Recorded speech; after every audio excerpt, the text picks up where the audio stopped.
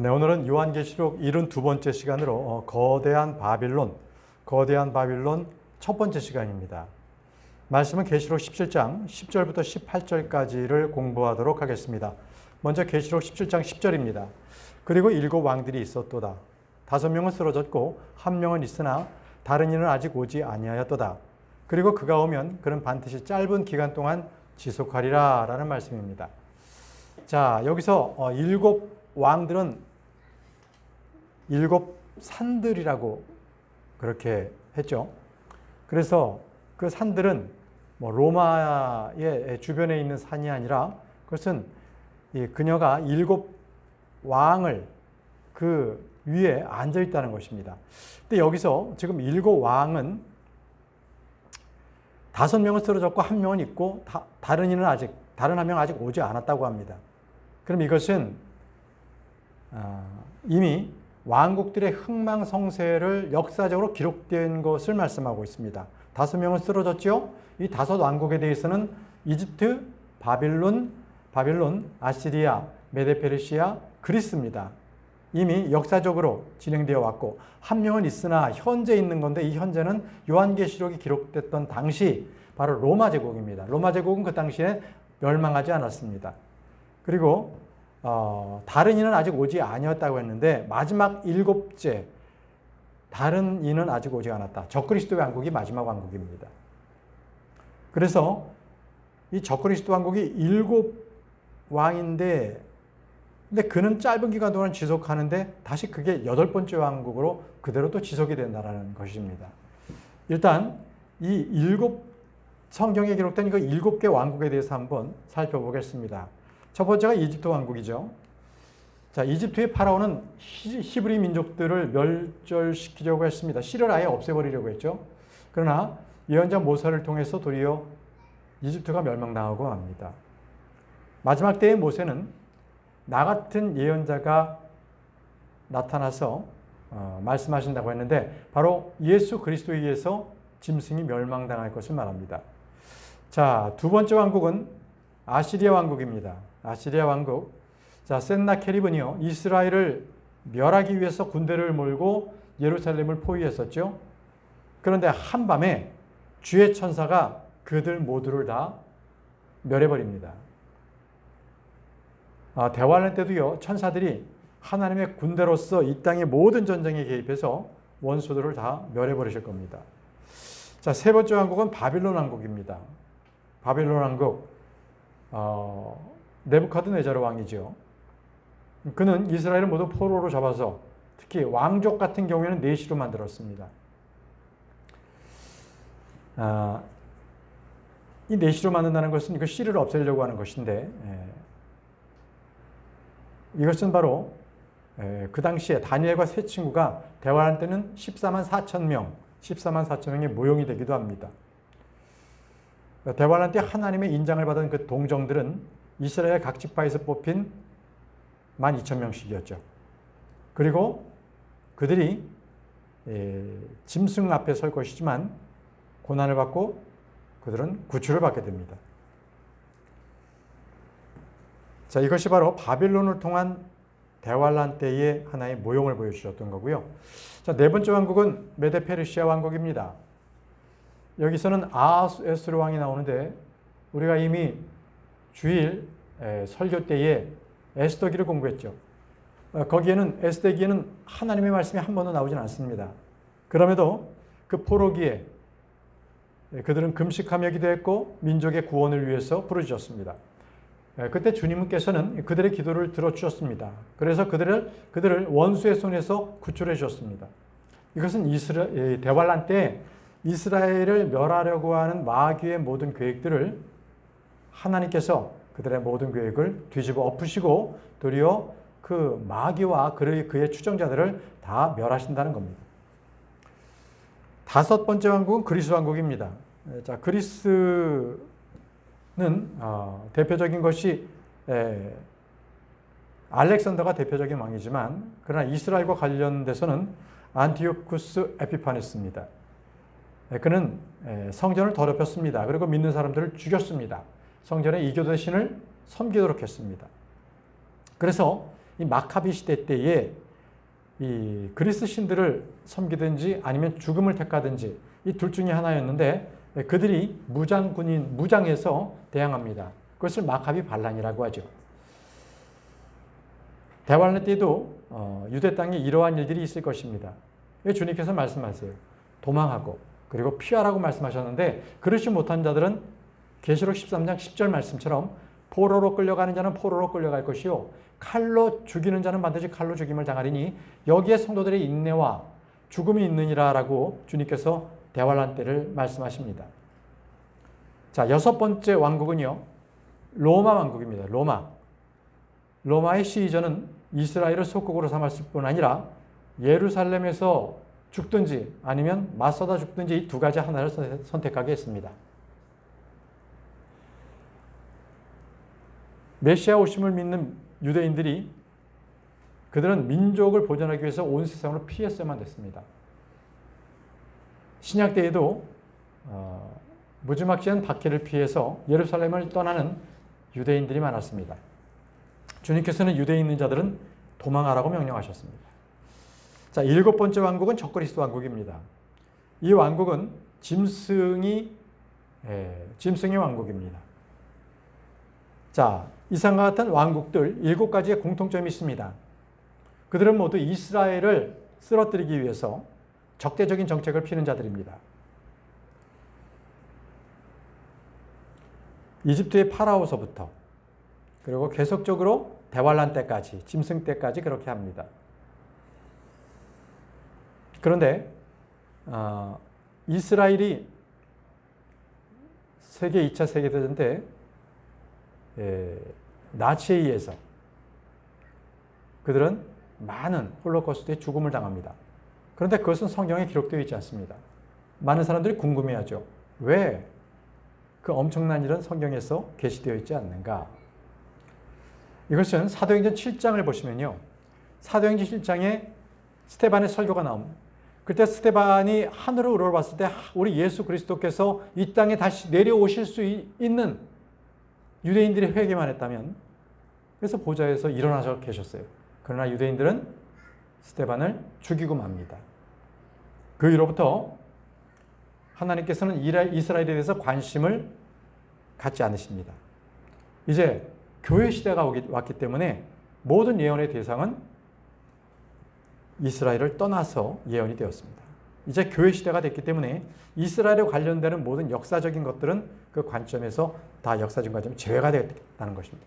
그래서 요 근래에 일어난 이스라엘에 대한 그런 것들은 성경에 기록되지 않고 도리어 교회 시대에 대해서 기록되어 있는 겁니다. 자, 본문 말씀 보겠습니다. 계시록 17장 11절입니다. 그런즉 과거에는 있었고 현재는 없는 그 짐승 바로 그가 8째요 7째에 속해 있으며 파멸로 들어가느니라라고 했습니다. 과거에는 있었고 현재는 없는 그 짐승 그가 바로 8째라고 합니다. 7째 왕국은 분명히 적그리스도의 왕국이었습니다. 그런데 그 적그리스도가 잠시 죽습니다. 그리고 다시 살아나죠. 10절에 보시면요. 그는 반드시 짧은 기간 동안 지속하리라는 말씀합니다. 짧은 기간 동안. 그것은 바로 적그리스도가 죽음에 이르는 그러한 큰 부상을 당했는데 그가 다시 살아납니다. 그것을 말합니다. 그래서 과거에는 있었고 현재는 없는 그 짐승이라는 것은 바로 그 시점을 또 말씀하시기도 합니다. 그리고 8째이면서 7째에 속한 자라고 합니다. 이게 무슨 말입니까? 7째에 있던 바로 그 적그리스도가 죽고 다시 살아나서 8째 왕국을 그대로 이어져 가는 겁니다. 그대로 이어져 가는 겁니다. 자, 이 적그리스도, 짐승의 마지막은 파멸입니다. 그가 파멸로 들어간다고 말씀하십니다. 그는 파멸의 아들입니다. 주님께서 그를 심판하십니다. 계시록 17장 12절 본문 말씀입니다. 그리고 내가 본 10뿔들은 10왕들이라. 그들이 아직 왕국을 받지 않았으나 왕들로서 그 짐승과 더불어 1시간 동안 권세를 받느니라 라고 했습니다. 여기서 10왕, 짐승은 7개 머리인데 거기에 10개 뿔이 있다고 했습니다. 10개 뿔은 10왕입니다. 그런데 이 10왕은 왕국이 없는 왕이에요. 아직 다스릴 왕으로서는 다스릴 그 지역을 받지 못했어요. 그러나 왕으로서 내정은 되어 있다는 것입니다. 그러면 누가 이들에게 왕국을 주겠습니까? 왕국을 주는 자는 바로 그 짐승입니다. 그 짐승과 더불어 1시간 동안 권세를 받는다고 했습니다. 그 짐승에게 권능을 주는 이는 또 누굽니까? 용입니다. 그래서 결국 용이 왕들에게 왕으로서의 그 권능을 부여하게 되는 겁니다. 자, 다음 본문 말씀 13절 보겠습니다. 13절, 이들이 한 생각을 가지고 자신들의 권세와 힘을 그 짐승에게 주리라 라고 했습니다. 자, 열왕들은요, 한 생각을 가지고서 자기들이 갖고 있는 그 권세, 힘을 누구에게? 짐승에게 다시 돌려줍니다. 짐승에게. 그럼 짐승은 이 모든 권세를 받아가지고 아마겟돈 전쟁을 치르기 위해서 전쟁을 일으킵니다. 이게 바로 아마겟돈 전쟁의 바로 그 시발점이 됩니다. 여러분, 적그리스도를 따르는 자들이 이렇게 한 생각을 가지고서 한 곳에 힘을 집중하고 하나로 모입니다. 그런데 왜 그리스도 안에 있는 자들은 그렇게 할 수 없나요? 성경은 분명하게 말씀하십니다. 그리스도를 따르는 자들에게 분명하게 그들이 하나로 일치할 수 있도록 말씀을 하십니다.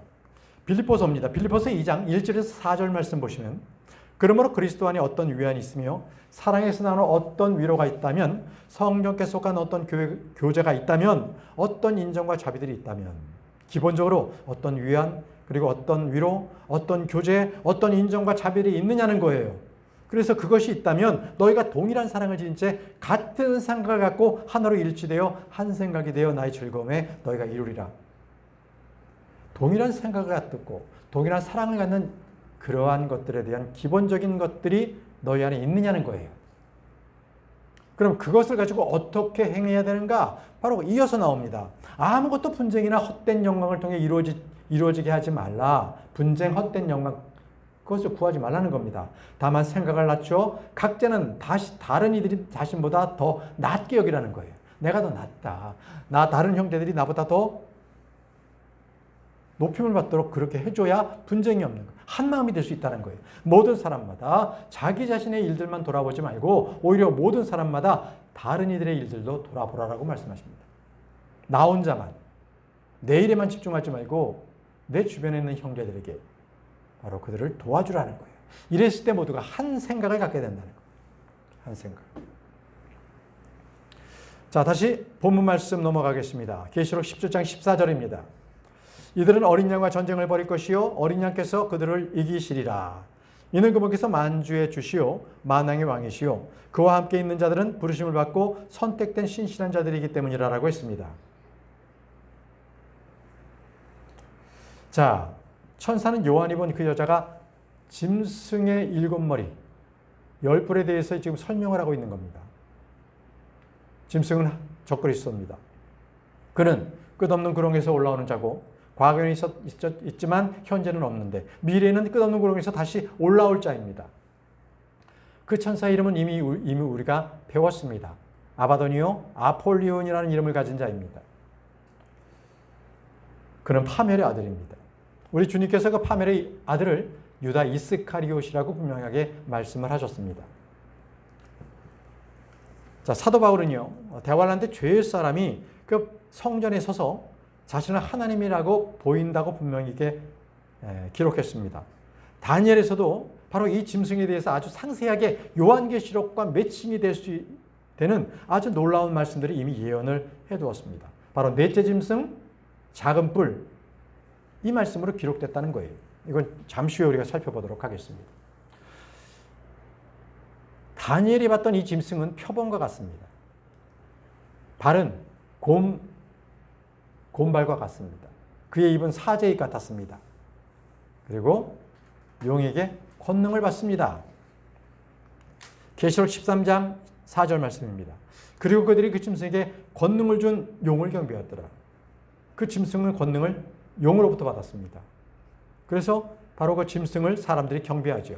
그리고 그가 모든 이 세상을 완전히 장악하고 통치할 수 있는 완전히 그냥 최고 지도자로 그들이 삼습니다. 하지만 이 짐승은 치명적인 상처를 입고 죽게 됩니다. 죽게 되었으나 다시 살아난다고 말씀하세요. 계시록 13장 3절과 12절 말씀을 계속적으로 보겠습니다. 그리고 내가 보았더니 그의 머리들 중 하나가 상처를 입어 죽게 된 것 같아도다. 거의 죽음 상태였죠. 그런데 그 치명적인 상처가 치유되었더라. 그러자 온 세상이 경이로워하며 그 짐승을 쫓았더라. 이것이 바로 7번째 왕국 때의 적그리스도가 죽게 된 것 같은 거예요. 거의 죽었다는 거예요. 자, 12절도 보십시오. 그리고 그가 첫째 짐승의 모든 권능을 그 앞에서 행하고 땅과 그 안에 거하는 자들로 하여금 치명적인 상처에서 치유된 첫째 짐승을 경배하게 하니라 라고 했습니다. 치명적인 상처에서 치유됐다는 거예요. 첫 번째 짐승이. 그때부터 거짓 예언자는요, 사람들에게 이 짐승을 경배하게 만듭니다. 형상을 만들어서 바로 그에게 경배하고 표를 받게 하고, 그리고 표를 받지 않는 자들은 경제활동을 못해서 물건을 사고 팔지 못하도록 합니다. 그 짐승의 숫자는 6입니다. 666. 이것은 어떤 한 사람의 숫자라고 분명히 말씀하고 있습니다. 자, 그래서 지금 우리가 살펴봤던 그 7왕은 대환란 때 존재하는 7왕이 아니라 이미 역사적으로 존재했던 7왕들을 말했고, 지금 짐승은 7째 왕이었다가 다시 8번째 왕이 되는 겁니다. 다시 살아나서 그대로 그 왕위를 지속해서 7째 왕, 8째 왕 이렇게 부르는 겁니다. 여러분, 짐승의 머리에 10개의 뿔, 10왕이 있다고 했는데 이것 때문에 많은 사람들이 저 유엔이 아닌가, 유엔의 아주 주요한 통치국가들이 아닌가, 또는 저 유럽연합에 나중에 그 국가들이 10개 국가가 되어서 그들이 이 10개의 열왕이 되지 않나, 이렇게들 생각하기도 합니다. 자, 어쨌든 이 열왕은 짐승과 더불어서 1시간 동안 왕으로서의 권세를 받습니다. 그리고 한 생각을 가지고 자기들의 권세와 힘을 그 짐승에게 다시 줍니다. 이제는 이 세계는 딱 독재 국가가 됩니다. 딱 한 사람에 의해서, 이 한 사람에 의해서 모든 종교, 정치, 경제가 다 통일화가 되는 겁니다. 그렇게 돼서 그 짐승은 어린 양과의 전쟁을 벌입니다. 시편 2편 1절과 3절 말씀, 1절 3절 말씀 보시면 어찌하여 이교들이 분개하고 백성들이 헛된 것을 꾀하는가? 땅의 왕들이 나서고 치자들이 함께 의논하나니 주와 그분의 기름 부은 자들을 대적하며 말하기를, 그들이 말합니다. 우리가 그들의 결박들을 산산이 부수고 그들의 꾼들을 우리에게서 던져버리자라고 하는도다. 한번 그들과 한번 다뤄보자는 겁니다. 전쟁을 치러보자는 겁니다. 이것이 바로 땅의 왕들이 기름 부은 자들, 주님과 기름 부은 자들을 대적하는 것입니다. 이것이 바로 무슨 전쟁입니까? 아마겟돈 전쟁이에요. 바로 이것이 아마겟돈 전쟁. 자, 다음 말씀, 본문 말씀, 다시 계시록 17장 14절 말씀 돌아가서, 자, 이들은 어린 양과 전쟁을 벌일 것이요 어린 양께서 그들을 이기시리라. 이는 그분께서 만주의 주시요 만왕의 왕이시요 그분과 함께 있는 자들은 부르심을 받고 선택된 신실한 자들이기 때문이라고 말씀하셨습니다. 이 짐승과 열왕이 어린 양과 전쟁을 벌입니다. 이 전쟁을 전능하신 하나님의 위대한 날의 전투라고 계시록에서는 분명히 기록하고 있습니다. 여러분, 다니엘서에 보게 되면 금신상이 있잖아요. 그리고 맨 밑에 10개의 발가락이 나오지 않습니까? 이것이 바로 요한계시록과의 정확하게 일치된 말씀이에요. 그런데 일부는 철이요, 일부는 진흙이지 않습니까? 그것은 용과 그의 천사들이 내려와서, 그리고 이 땅에는 땅에서 용이 끌어다 내린 3분의 1의 천사들이 또 이 땅 가운데서 또 거합니다. 그래서 열왕은 이 진흙인 사람일 수도 있고 또 이 철인 천사들일 수도 있습니다. 어쨌든 이들은 어린 양과 전쟁을 벌입니다. 그러나 전쟁의 승패는 이미 결정되어 있습니다. 데살로니가 2장 8절 말씀에 그리고 그 위에 그 악한 자가 나타나 보일 것이니 주께서 그분의 입에서 나오는 영으로 그를 진멸하실 것이요 그분의 오심에 찬란함으로 멸하시리라. 우리 주 예수 그리스도께서는요, 입에서 나오는 그 영으로서 적그리스도와 열 왕들과 그를 따르는 추종자들을 모두 다 죽여버립니다. 멸하십니다. 그리고 그분의 오심에 찬란함으로 그들을 다 멸망해버리죠. 그러니까 주님의 찬란한 광채가 그들을 다 멸해버리십니다. 그래서 그들은 다 붙잡혀서 불옷으로 던져지는 겁니다. 자, 이제 다음 말씀 계시록 17장 15절 말씀 보겠습니다. 계시록 17장 15절. 그리고 그가 나에게 이같이 말하니라. 내가 본 그 음녀가 앉아있는 물들은 백성들과 무리들과 민족들과 어족들이라. 내가 본 그 음녀가 앉아있는 물들은 백성들과 무리들과 민족들과 어족들이라. 자, 많은 물들 위에 앉아있는 음녀라는 것은 이미 우리가 1절에서 이 구절을 비교해서 우리가 공부를 했습니다. 물들은 백성들과 무리들과 민족들과 어족들이라는 것입니다. 그게 물이에요. 물. 자, 여기서 큰 음녀는 바로 바벨론 종교체계의 핵심을 말하고 있는 겁니다. 그들이 모든 민족들 그 위에 앉아 있습니다. 바로 거대한 바벨론의 종교체계, 여신 숭배, 여자와 아들을 숭배하는 그 숭배의 사상입니다. 어디가 그런가요? 로마 카톨릭이 그렇습니다. 그리고 아시아나 유럽 전역에서 그런 종교, 여신 숭배, 여자와 아들을 숭배하는 그러한 종교가 과거로부터, 옛적부터 성행해 왔습니다. 로마 카톨릭은 하늘의 여왕, 하늘의 어머니로서 마리아를 숭배합니다. 근데 이것이 로마 카톨릭에서 만든 것이 아니라 로마 카톨릭이 단지 바벨론의 종교를 흡수한 거예요. 이미 이 거대한 바벨론이 이전부터 그 바벨론 종교가 그래왔던 거예요. 이 종교는 이스라엘 백성에게도 침투했죠. 예레미야 7장 18절 말씀해 주시죠. 예레미야 7장 18절. 그 자녀들은 목재를 모으고 아버지들은 불을 붙이며 여자들은 그들의 빵 반죽을 만드나니 하늘의 여왕에게 둥글납작한 빵을 만들어 바치고자 하며. 하늘의 여왕에게 둥글납작한 빵을 만들어서 바치는 게 바로 이스라엘 백성들이었습니다. 그들에게는 바로 이 하늘의 여왕을 섬기는 것이 아주 인기 있는 종교입니다. 예레미야 44장 17절에서 19절 말씀 보시면 중간부터 읽겠습니다. 이는 우리가 유다의 도시들과 예루살렘의 거리들 안에서 행하였듯이 곧 우리와 우리 조상들과 우리 왕들과 우리의 통치자들이 그러하였듯이 하늘의 여왕에게 향을 태우는 것과 그녀에게 음료 제물들을 따라붙는 것이라. 하늘의 여왕에게 바치는 것들이 그들에겐 가장 즐겨하는 종교행위가 됐던 것입니다. 계속 읽겠습니다. 그러나 우리가 하늘의 여왕에게 향을 태우는 것과 그녀에게 음료 제물을 따라붙는 것을 그만둔 이래 우리는 모든 것들이 부족하였고 칼에 의하여 기근에 의해 진멸되었도다. 그리고 우리가 하늘의 여왕에게 향을 태우고 그녀에게 음료 제물을 따라 부었을 때 우리가 우리 남자들이 없는 채로 그녀를 경배하기 위해 둥글납작한 빵을 그녀에게 만들어주고 그녀에게 음료 제물을 따라 부었더냐. 이렇게 했습니다. 이것은 바로 유대인들이 하늘의 여왕에게 향을 태우고 그리고 하늘의 여왕에게 음료 제물을 주고 이런 것들이 널려 퍼졌다는 거예요. 왕들과 그리고 통치자들과 모든 백성들이 그렇게 행해 왔다는 것입니다.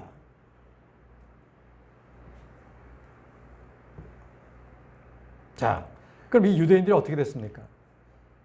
이들은 하늘의 여왕에게 그렇게 향을 태우고 음료 제물을 그렇게 부었던 것처럼 그렇게 해서 그들이 소원이 빌었던 것처럼 그들을 바벨론으로 아예 옮겨 버리셨습니다.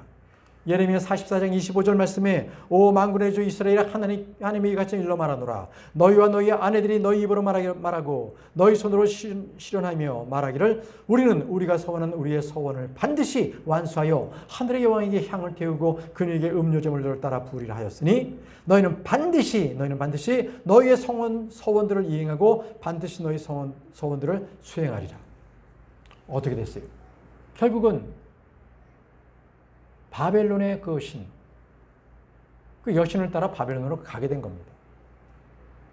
그들은 바벨론의 노예가 돼버린 거예요. 얼마 동안? 70년 동안. 그래서 바벨론 포로기 70년 이후부터 이스라엘 백성들은요, 그 다음부터는 우상 숭배는 아예 생각지도 않습니다. 손을 싹 씻습니다. 더 이상 그렇게 하실 수 없다는 거예요. 왜? 조상 대대로 그렇게 이방 민족 섬기다가 노예 생활하게 되고 쫄딱 망한 것을 그들은 알았기 때문에 더 이상 그들은 우상 숭배를 하지 않습니다. 여러분, 이 본문에서 우리가 음료라고 배우는 이것은 로마 카톨릭 그로 우리는 봅니다. 전통적인 해석이 그렇습니다. 그런데 이 로마 카톨릭이라고 부르는 이 종교는요, 두 개의 부류로 나눕니다. 하나는 로마 카톨릭하고 또 동방 정교회가 분리가 됩니다. 두 가지가. 로마 카톨릭에서는 개신교회가 나왔죠. 그런데 문제는요, 대환란 때는요, 이 모든 종교들이 하나가 돼요. 개신교도 그렇고 로마 카톨릭도 그렇고 동방 정교회도 또 하나가 돼가지고 거대한 바빌론을 이룹니다. 거대한 바빌론. 여기에 무슬림까지도 다 합체하게 되는 거죠.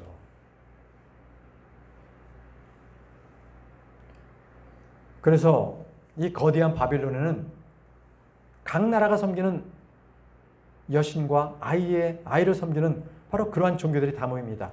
에베소의 다이아나, 시리아의 아스타롯, 이집트의 이지스, 중국의 식무, 캐톨릭의 마리아, 모두가 다 바빌론에서 나온 것들입니다. 근데 캐톨릭은요, 공식적으로 선언했어요. 마리아를 하나님의 어머니라고. 만약에 마리아를 그리스도를 낳은 여인이다 그러면 그것은 처벌을 받습니다. 그리스도를 낳은 게 아니라 자기네 말로서 하느님을 낳은 어머니라는 거예요. 그게 아예 그 에베소 공의회에서 그렇게 채택을 했어요. 바로 주후 431년에 에베소 공의회에서 그렇게 직분인들이 채택을 했습니다. 자, 다음 본문 말씀입니다. 계시록 17장 16절입니다. 그리고 이들 곧 내가 본 내 그 짐승 위에 있는 열불들은 그 음료를 증오할 것이요 그녀를 황량하고 벗겨지게 만들 것이요 그녀의 살을 먹고 그녀를 불로 태울 것이라. 이거 어떻게 된 일입니까? 그 종교, 그 음료를 이 열왕이 증오하게 되고요, 황량하고 벌겨벗겨져서 그녀의 살을 먹고 그녀를 불로 태워 죽인다는 거예요. 누가? 짐승이 말입니다. 짐승이. 이제 쓸모가 없어졌다는 거죠. 이제 그만큼 됐으면 이제 모든 권세를 다 받았기 때문에 짐승이 그 음료를 증오하게 됩니다. 그래서 음료를 다 죽여버리는 거죠. 자, 여기서 짐승 위에 있는 열불에 대해서, 이 짐승 위에 있는 열불은 음료의 뿔이 아닙니다. 짐승 위에 있는 열불이에요. 이 열불은 말씀드렸던 다니엘서에서 동일하게 계시되어 있습니다. 다니엘이 현실을 통하여서 이 열불에 대해서 예언을 합니다. 다니엘 7장 7절 말씀부터 보겠습니다. 다니엘 7장 7절. 이일 후에 내가 밤의 현실들 가운데서 목격하였으니 무시무시하고 공포스러우며 지극히 강한 네 번째 짐승을 보니라. 그리고 그것은 커다란 철 이파를 가졌더라. 그것이 집어삼키고 산산이 붙으며 그것의 발들로 그 잔전한 것들을 내리찍었더라. 그리고 그것은 자기 앞에 있던 모든 짐승들과 상의하였으니 그것은 10개의 뿔을 가졌더라. 자, 네 번째 짐승, 그것은 10개의 뿔을 가졌다고 합니다. 이것은 요한계시록에 있는 그 10뿔을 가진 짐승과 동일합니다. 계속해서 다니엘서를 계속 보겠습니다. 다니엘 7장 20절입니다. 그리고 그의 머리에 있던 10개의 뿔들과 솟아난 다른 뿔들의 진실을 알려고 하였는데 그의 앞에서 셋이 쓰러졌더라. 곧 그 뿔은 눈들이 있고 아주 엄청난 일들을 말하는 입이 있으며 그의 겉모습이 그의 동료들보다 더욱 견고하였더라라고 합니다. 여기서 이 10뿔, 이 10개의 뿔이 바로 열왕입니다. 뿔이 왕이라고 했죠. 그런데 여기 10뿔 외에 솟아난 다른 뿔이 있습니다. 다른 뿔. 이 뿔이 바로 적그리스도입니다. 적그리스도. 다니엘 7장 8절입니다. 그리고 내가 그 뿔을 숙화했는데 보라, 그것들 가운데 또 다른 작은 뿔이 그 위로 올라왔더라. 그 작은 뿔 앞에서 처음의 뿔들 중 셋이 뿌리채 뽑혀 나갔더라. 또한 보라, 이 뿔에는 사람의 두 눈과 같은 눈들이 달려있고 엄청난 것들을 말하는 한 입이 있었느니라고 합니다. 자, 작은 뿔이 그 10뿔 위로 올라왔어요. 이게 바로 또 적그리스도입니다. 다니엘 7장 24절입니다. 그리고 이 왕국에서 나온 10개의 뿔들은 앞으로 일어날 10명의 왕들이라고 했습니다. 이것이 바로 계시록 17장에서 본 요한이 입은 그 짐승의 뿔들과 동일합니다. 그리고 여기 10뿔 외에 이 작은 뿔의 정체가 있지 않습니까? 이 작은 뿔의 정체는 다니엘서 8장 9절에서 10절에 그 작은 뿔에 대해서 다시 한번 설명을 합니다. 그리고 그것들 중 하나가 작은 뿔 하나가 밖으로 나왔는데 그 작은 뿔은 남쪽을 향하여 동쪽을 향하여 기쁨을 주는 지역을 향하여 어디? 예루살렘을 향하여 기쁨을 주는 지역. 지극히 대단히 커졌더라. 그리고 그것이 하늘의 군대에 이르기까지 대단히 커졌더라. 그리고 그것이 그 군대 가운데 얼마와 별들 가운데 얼마를 지면에 던져버렸고 그것들을 발로 내리찍었더라라고 합니다. 자, 보십시오. 이 다니엘서의 예언의 말씀과 계시록의 말씀이 정확하게 짝을 이루고 있는 것을 우리가 볼 수 있습니다. 다니엘은 땅에서 현실을 통해서 바로 이 대활 안에 있을 일들을 예언을 했습니다. 반면 사도 요한은 영을 통하여서 영 안에서 직접 하늘로 올라가서 그 모습을 보고 기록했다는 거예요. 다니엘은 땅에서, 사도 요한은 저 하늘에서 동일한 현실을 보고 기록해 놓은 것입니다.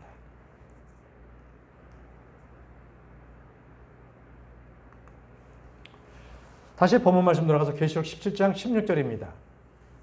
그리고 이들 곧 내가 본 그 짐승 위에 있는 10뿔들은 그 음료를 증언할 것이요 그녀를 황량하고 벌거벗겨지게 만들 것이요 그녀가 살을 먹고 그녀를 불로 태울 것이라. 자,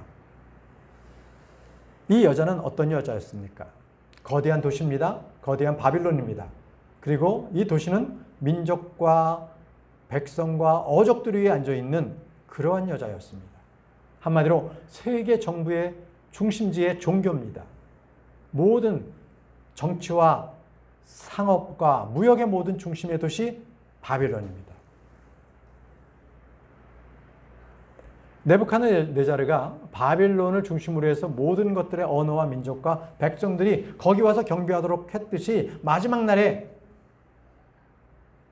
짐승이 그렇습니다. 그런데 이렇게 종교를 하나를 통합하고 나서 이 10왕들이 그 도시를 거대한 바벨론을 버려버립니다. 이 부정하게 연합한 것들은 오래가지 못합니다. 짐승은 더 이상 음녀인 그 여자가 필요하지 않습니다. 모든 효용가치가 끝이 난 것이죠. 바벨론의 1차 멸망은 땅의 왕들에 의해서 일어나지만 완전한 멸망은 주님의 심판으로 끝난다는 것입니다. 자, 다음 본문 말씀 계시록 17장 17절입니다. 이는 하나님께서 그분의 뜻을 성취하게 하시려고 하나님의 말씀들이 성취될 때까지 그들의 마음속에 결의하여 그들의 왕국을 그 짐승에게 줄 생각을 집어넣으셨기 때문이라. 하나님께서는 자신의 뜻을 성취하시기 위해서 짐승과 그 10왕들을 사용하십니다. 하나님께서는 악한 자를 사용하셔서 악한 일들을 통해 악한 자들을 심판하시고 징벌하십니다. 10왕은 그 사악한 음료를 증오하고 그리고 황량하게 하고 벌거벗겨서 그녀의 살을 먹고 불로 태워버립니다. 그리고 자신들의 권력을 그 짐승에게 다 넘겨주죠. 이제 이 세상은 짐승의 왕국이 됩니다. 마지막 왕국입니다. 자, 그러면 그 짐승이 어떤 자입니까? 오늘 본문으로서는 마지막 절인데요. 계시록 17장 8절입니다.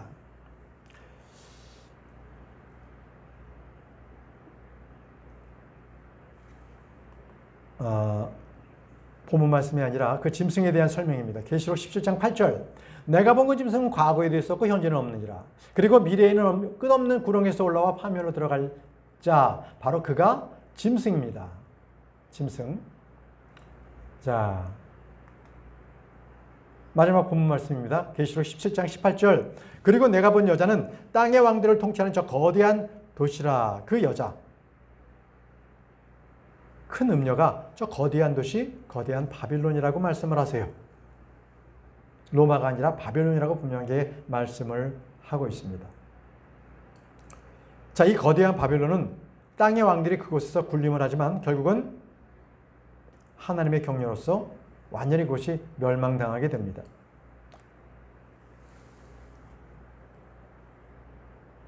이 땅에서 바로 이 거대한 바벨론이 그 열 왕들에 의해서 그 음녀가 증오를 받고 죽지 않습니까? 그 땅에서 서로 사악한 자들이 대환란 때에 일어나는 일들을 보여주고 있는 거예요. 여러분, 사악한 자들이 행하는 그 모든 것들도 하나님께서는 그 사악함을 쓰셔서 바로 그 사악함을 또 멸망케 하는데도 그렇게 쓰시는 거예요. 그래서 결국은 하나님의 진노까지도, 아니, 인간의 진노까지도 하나님을 찬양하게 만든다고 그렇게 말씀하세요. 시편 76편 10절 말씀에 확실히 사람들의 경노가 당신을 찬송하리로다. 하나님의 이 사람의 경노가 결국은 하나님을 찬송하게 된다는 거예요. 사악한 자들의 경노, 그것말에도 주님께서 사용하셔서 하나님의 뜻을 이루시고 하나님께서 영광을 받으신다는 거죠. 지금 오늘 여기까지가 바로 계시록 17장 말씀이에요. 근데 거대한 바벨론이 여기서 끝이 아니라 또 다른 바벨론을 또 한 번 조망을 해서 그것을 또 우리에게 보여주세요. 그것이 바로 계시록 18장에 나옵니다. 이 부분은 다음 시간에 또 한 번 다루도록 하겠습니다. 자, 우리 기도하고 마치겠습니다.